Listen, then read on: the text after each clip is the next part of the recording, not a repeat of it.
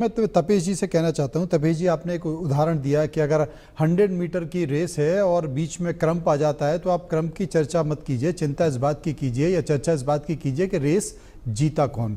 अब विपक्ष बार बार, सरकार कह रही है कि हमने 5 लड़ाकू विमान गिरा दिए, एक बड़ा विमान गिरा दिया, लेकिन विपक्ष बार बार ये कह रहा है कि भाई ये तो बता दो कि हमारे कितने गिरे।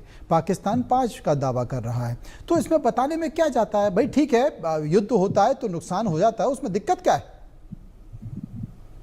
नहीं, दिक्कत कुछ नहीं, दिक्कत सिर्फ मोटिवेशन की है। देखिए, हर ऑपरेशन को जब प्लान किया जाता है तो एज एयरफोर्स वॉरियर मैं आपको बता सकता हूं कि कहीं ऐसा नहीं है कोई भी ऑपरेशन 100% सक्सेसफुल हो जाए उसमें लेसन सीखने के लिए कुछ नहीं होता। कुछ ना कुछ गलतियां जरूर होती हैं, और जब वो गलतियां होती हैं उन्हीं से लेसन आते हैं और तभी उन सीख के आप आगे रेक्टिफाई कर पाते हो।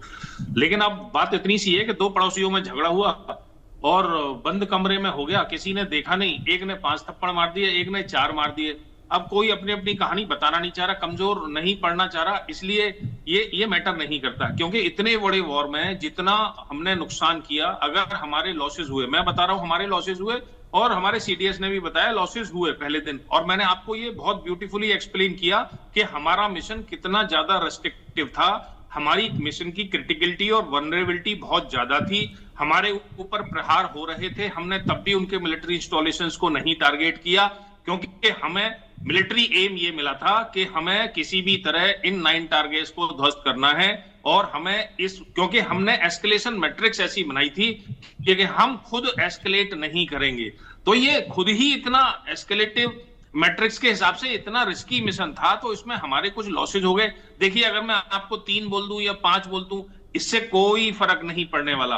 और राहुल गांधी जी और कांग्रेस क्यों जानना चाहते हैं कि 3 मरे या 5 मरे? 5 मरे तो उनके भी 5 मरे बराबर हो गए क्या? अरे भैया, ऑब्जेक्टिव अलग था। हमने सरफेस टू एयर मिसाइल से उनके 5 एयरक्राफ्ट मारे जेट, जिसमें 2 F-16 भी शामिल हैं, ठीक है।